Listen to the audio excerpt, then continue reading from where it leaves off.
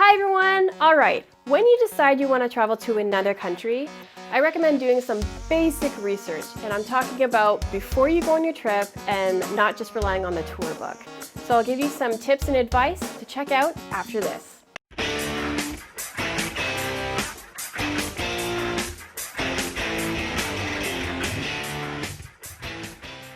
Hey, I'm Marauding Migs, and it's great to see you. Okay, so when I decide I'm going to travel to another country outside of Canada, this is one of the following things that I do first. Research. One of the first things I do is I go on the Government of Canada website to check out their travel advisories. It's an amazing resource to actually go to because it has a wealth of knowledge and it breaks down by each country.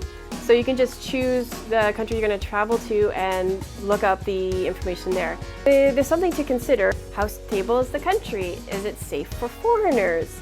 Those are really important questions to ask because you may want to travel there, but it may not be safe to do so at this time. So you will definitely have to make alternative plans. So it's just great to look on that first before you set your heart on a particular country. Because it's COVID-19 right now and we're having a pandemic, there's probably going to be something about non-essential travel. So if I look now on the website, it says, oh yeah, official global travel advisory, all non-essential travel outside of Canada until further notice. And it's all in like a hue of red with an exclamation mark. So it's saying why you can't go and whatnot. So usually, this is not here when you're looking at it. It'll break down, oh, hey, this is a travel advisory, and if you go to, let's say, a country, there's a whole list of them. So if I were to go into the Bahamas right now, it'll break down like when it was last updated and what the safety is and all that stuff. So it has different categories. It breaks down to risk levels, safety and security, entry and exit requirements, which is very helpful, health, laws and culture, because every country is different, natural disasters and climates, and then assistance. Okay, so this is geared towards Canadians. Even if you're not a Canadian, it's still a great resource to tap into. So definitely check it out.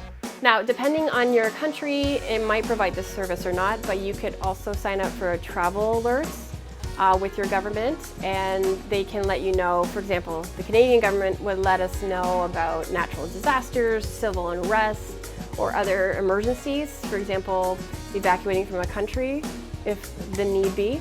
It's just helpful, and it also puts your family spirit at rest that the government could contact you if something terrible has happened. So for example, when I was living in South Korea at the time, North Korea had attacked an island that was under the territory of South Korea, and that could potentially have renewed the war that they kind of have. It's kind of an armistice right now, but at the time they could renew the war that they were having. So that was interesting and alarming. There was also the year when Japan had their earthquake and the tsunami that happened.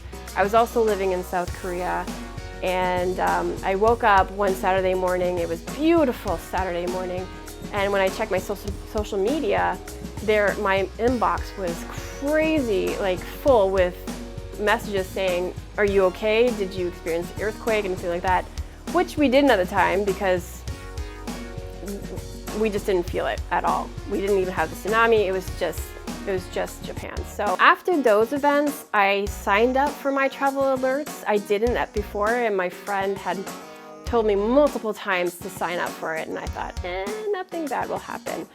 The point is, do not wait until something like an event like that happens to sign up for that, okay? So just sign up for the travel alerts. It'll save a lot of heartache and problems in the future. Another source of information that they do provide is scams that are prevalent in certain countries and even certain regions of the country. So if you check that out and you're just aware of what kind of scams are going out there, it'll also save you some trouble. I can't even tell you how many other travelers I met up with in hostels who have been bamboozled or scammed out of their money because they didn't realize it was a scam. They thought they were helping people, and it was just unfortunate that they were a victim of those scams. So it's definitely an important aspect of your travel research to look into. Go see your doctor or to a travel clinic to make sure that you are covered medically. For example, shots. Do you have all your shots or immunization that you would need to travel to the country or countries you're planning to go to? Just make sure, like if you need to get covered for cholera, yellow fever, hepatitis, that kind of stuff. Check to see if you need to take pills to prevent a potential disease, for example, malaria. When I was planning to travel Southeast Asia, I knew that malaria was going to be a problem, so I did my research, and there was actually 3 different kinds I could take. But because I knew I was going to go scuba diving, I needed to have the one that would allow me to go scuba diving and not provide any complications. So when I went to go see the doctor in Korea, I said, okay, I need malaria pills, but I need the one that will allow me to go scuba diving. So if you do your due diligence, do your research, be knowledgeable of the medicine you need to be taking. So when you go to the doctor and say, hey, I need this because of this reason, they're going to be able to help you faster, especially if you're in another country and you're trying to get the medicine.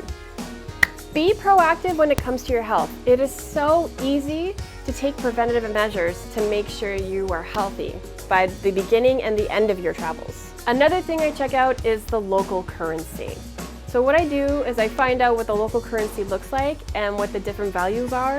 For example, do their dollars, is it a dollar bill or is it a dollar coin? I also determine how much the value is by doing exchange rates to my currency that I'm familiar with, so the Canadian dollar, just so we know what something is worth. I highly recommend you do travel with American currency, as it is accepted in most countries. However, do carry local currency for some things to be purchased, because the exchange rate and the value can be very big. For example, for a bottled water, if it costs 1 real, or it's $3 in American, it's a big difference. So 1 real is equal to 0.00025, whereas if you were to pay $3 American, you would actually be paying 4,061 real. So you're overpaying for that bottle of water if you paid in American versus paying in local currency. So just be aware of how much things would cost and use your judgment accordingly. Well, that's all for this video. I hope you found it helpful. I did put the link for the Government of Canada travel advisory in the description below, so check it out if you need to. Thanks for watching, and remember to try something new. I'll see you in the next video. Bye!